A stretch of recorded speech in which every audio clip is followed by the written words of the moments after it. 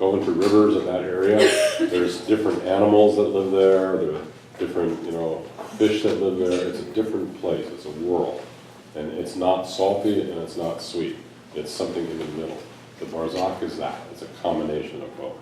For those of you wishing to complete yourself as Sufis, to reach Haqiqat, you've got to be willing to cross through the Barzakh. I thought the Barzakh was more like a barrier, because it's a mingling. It's a mingling. It's not really, it is a barrier and it's not a barrier. It's actually a false barrier. But in any case, it doesn't really matter. The point from that perspective is that if you want to reach, you've got to cross through that level, and the only way you're going to cross through it is through having consciousness of it. And the consciousness of it means that you're living in your heart's eye. The Basira is witnessing the soul level and is conscious of what's moving in that world. So for me, people also often come to me, they say, Ibrahim, what station am I in? And when I look to answer that question is I look at your eye of your heart, your Basira, and I look at what you're witnessing. If your Basira is witnessing the Malakut, you're in the second station. If your Basira is witnessing the world, you're in the first station. If your Basira is witnessing the soul, you're in the third station.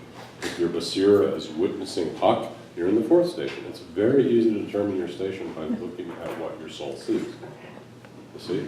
So that's how you determine station, is through the witnessing of your heart's eye. Okay? So remember, in our way, in Siddhi's teachings are not about the traditional dogma, though certainly it's all there. You know, the divine laws and all those things are very much part of it. But his deeper teaching, he says, this is the religion of unity. He said, this is the teachings of religion of unity. The religion of unity means the worship that leads to the state of unity. And unity, as described by Siddhi, is the presence and the witnessing of the Ahad and the Haq. It's that you've reached that level. That means, of course, you have to follow divine law. You have to have divine law. You will never reach this without divine law. But after you have divine law, you have to have Iman. If you don't have Iman, you don't have real faith and real trust, and how would you ever have your heart come into presence? But after you have Iman, you have to reach Ihsan. Ihsan is the presence of witnessing this divine reality and having the impeccability to cross through that reality to the presence of divine consciousness. That's really what a man is, in the deepest level. And that's our goal as Sufis, is to have that Iman. To have that Iman. And that means that you've got to cross through the turbidities, which are the illusions and the images that we spoke about, that restrict your soul's consciousness from returning to God. If your soul becomes complacent with matin, like we talked about, so you say, I feel resolute, but I'm complacent. I love going to the Austin music scene, and having a great, I love hearing that riff. And man, I could spend every night at some, I don't know, what's your favorite bar here or whatever it is? Oh, yeah. Yeah, that one. All right. Okay, if that's your complacency, you love music and you love going out and you love I love music, I love going out. But if I spend night after night complacent in listening to the music and I'm not doing my practices, then I'm very happy with the Austin music scene, right? But from Allah's perspective, what am I? Complacent, right? Because I'm busy going to the music scene and not going to Allah. But complacency could happen in different ways. What if you're somebody who's got to watch the latest episode of 24? Or you've got to watch the Game of Thrones? Or you've got to watch, I don't know what the latest one is, I just saw it the other day. If you're getting caught by those things, and you've got to watch those things, you're getting complacent. Now, I'm not saying you shouldn't watch TV and go to movies and enjoy yourself. I mean, music is great.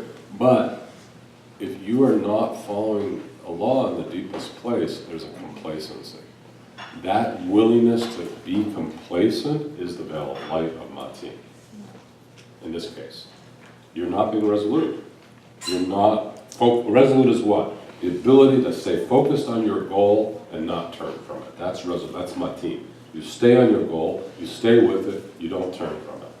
Your goal should be monotheistic, reaching the Haq, reaching the Ahad, reaching Tawheed, reaching oneness, and entering into that state. If you don't have the resolution of that, then your resoluteness, your mateen, is weak. And your mateen is weak because you have a veil of light, which is an image. What's the image?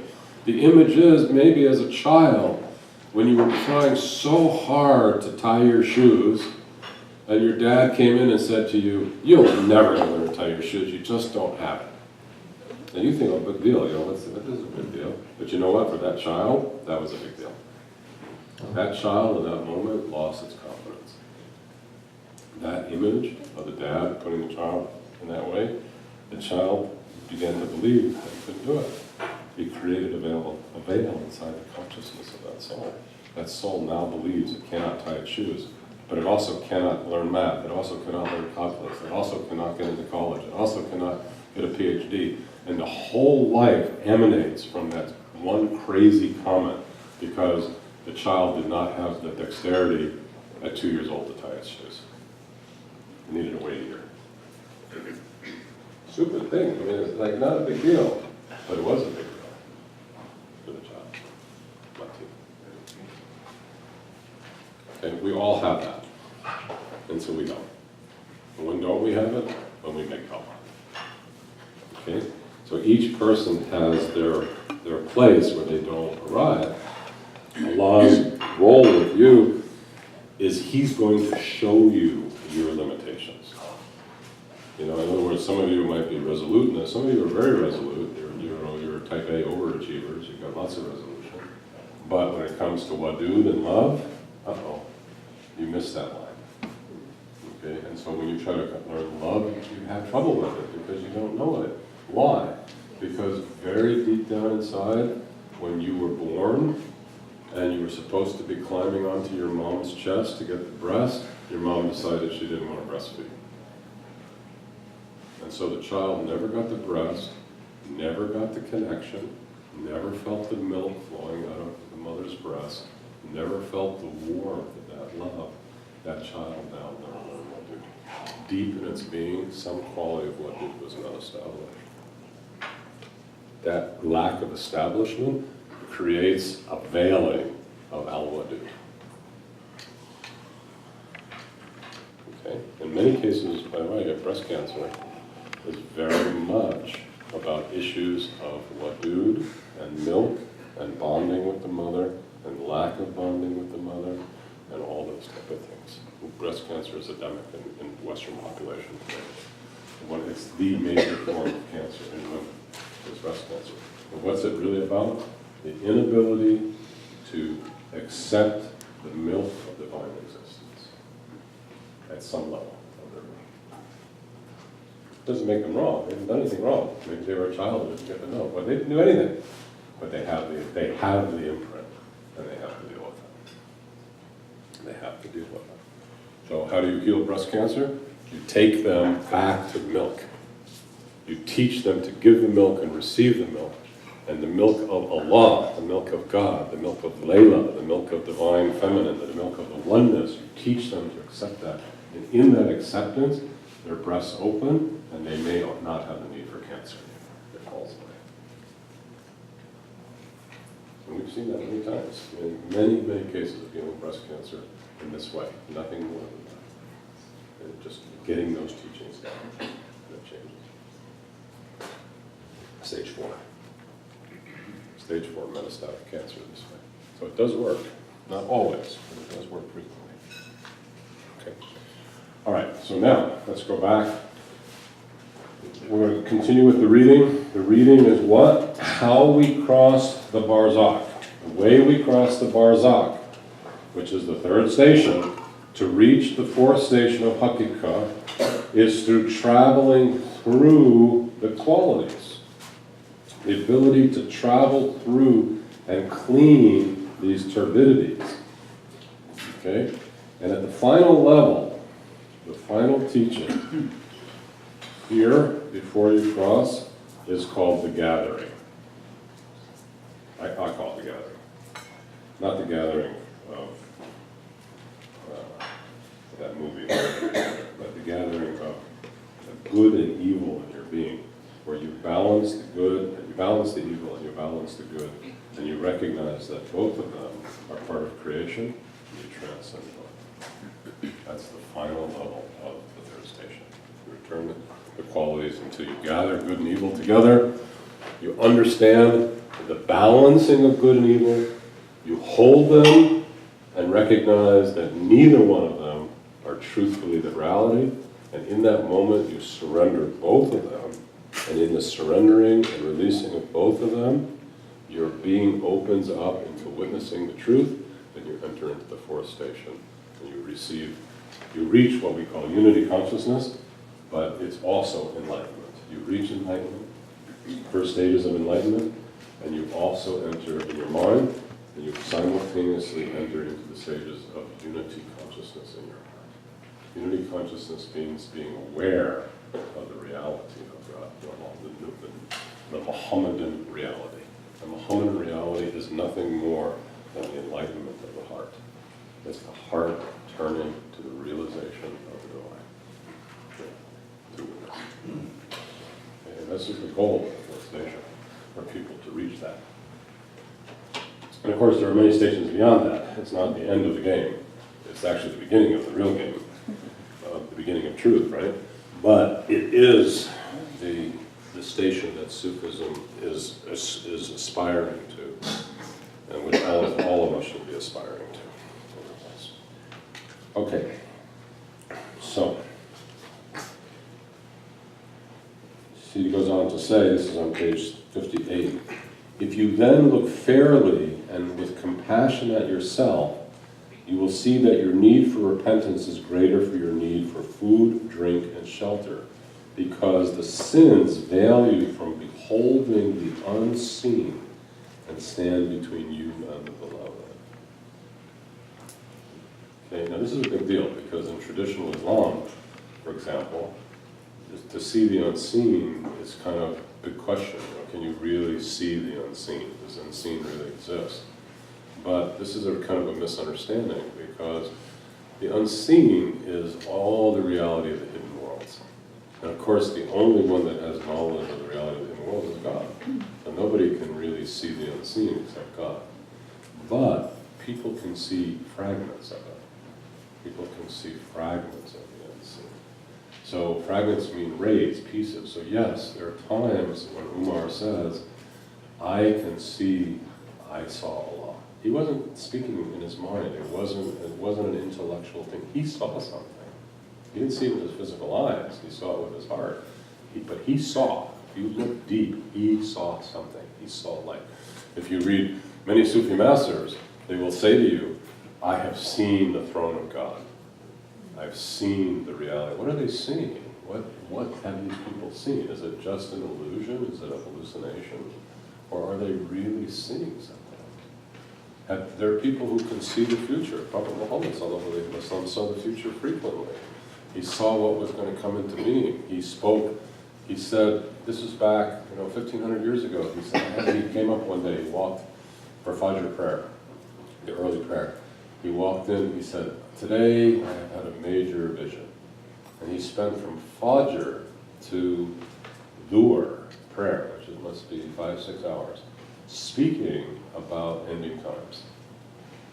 And he spoke about it. He said, at the time of the ending times, one of the signs of the ending, this is Hadith, he said, one of the signs of ending times, he says, is that everybody in the world will be fighting over something that's buried under the ground here in Mecca. Right? So what did he see? What was he seeing? But the point of what I'm trying to make is that he saw the future. He saw the future. Many people see the future, not just Sufis, many people in many traditions see the future. Allah can reveal, but that's part of the unseen. It's the future, it hasn't been written yet. But here it is, they're seeing it, and then it comes into being. Why? What did they see? So The capacity to see the unseen in its totality is for God alone. And then after God, maybe a prophet comes close. But the capacity to see some of the unseen is possible for all of us.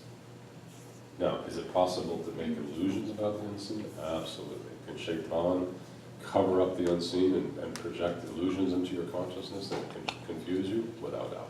That's what they love to do. That's what Shaitans love to do. But does that mean that it doesn't exist? No. It means that you gotta get clear in yourself. You have to know the difference. You have to know, is it Shaitan and the illusion, or is it Allah revealing something that He wants to tell you? Which is it? Well, if you don't know the difference, then you haven't really done your walking. And even people who've done their walking at times will be deeply challenged. Look, Jesus, He's out in the desert, you know, and Iblis shows up and says, Lucifer shows up and says to him, you know, I'll give you the whole world. You know, here's Jesus, you know, he's sitting out in the desert and he's being offered everything. I'll give you to be the king of this whole world if you want it. You know, just look at it. Even at the highest levels of consciousness, people get challenged. Challenging goes on forever. It goes on forever. And it will always revolve around ultimate humility. It's always, at the end of the day, it's about humility, which is that we always have to say, we don't know. We always have to say, I'm perplexed. Because ultimately, the only way to go beyond where you are is to go into what you don't know. So if you say, I know, then that means that you're stopping with your knowledge. And if you want to go beyond what you know, then you have to let go of what you know to go into something greater. So you have to not know. That means you have to be perplexed. So being perplexed and not knowing is the necessary humility to transcend consciousness. Okay, so let's continue.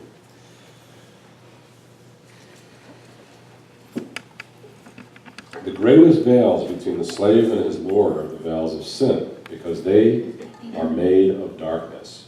Whereas other veils, even though the wayfarer should seek to remove them, are made of light, so they do not totally veil the slave. Okay, actually we talked about this, right? Okay, and it goes on to say, on the other hand, luminous veils, or the veils of light, are like glass revealing what is beyond, and the dark veils are like a wall you can't see through. This is what the vision, or the basira, the heart senses. From the heart's eye, the basira is concealed by the dark layers of disobedience. It becomes covered and imprinted and sealed. In this state, the person sees nothing of the lights of the unseen. But if you make tawbah and repent, the veils of his sins are removed from the eye of his heart, and he will see what is with Allah. He then reveres God, fears God's punishment, hopes for his reward, and continuously obeys him and avoids his prohibitions, what he doesn't want. At this stage, he is only, this is third station, he is only veiled by the luminous veils ensuing from his dependence on his good actions, because he comes to believe that he is the one who brought these actions into existence. Okay, so let's think about this. This is, again, a master key. The master key to the third station. Okay? The luminous veils come from his dependence on his good actions. So the person's learned that if I'm compassionate and I show rahmah, that Allah is happy with me. Therefore, I choose compassion. But the person is dependent. What are they looking at? Are they looking at Allah, or are they looking at themselves? They're looking at themselves. I'm the compassionate one. You have to go past the looking of yourself. To cross through the station, the place of you that looks at your own creation keeps you focused on your I-ness rather than your thou-ness. Because you're focused on your I-ness, you have a veil that keeps you from God. I am merciful. I am good. I am truthful. I. That I, even though it's good to be truthful and merciful and compassionate, who are you looking at? Are you looking at Allah, who is the merciful and compassionate? Or are you looking at I, who generated mercy and compassion, and therefore you're back with yourself? You see the difference? You have to transcend the emanation of I-ness to reach thou-ness. That is the phenomena of the qualities. You have to phenomena the nature of self-generation. That's how you cross realization. You see, oh yes, I am doing this. No, I'm not doing this. Astaghfirullah, you make tawbah. It's from Allah. That's how you cross.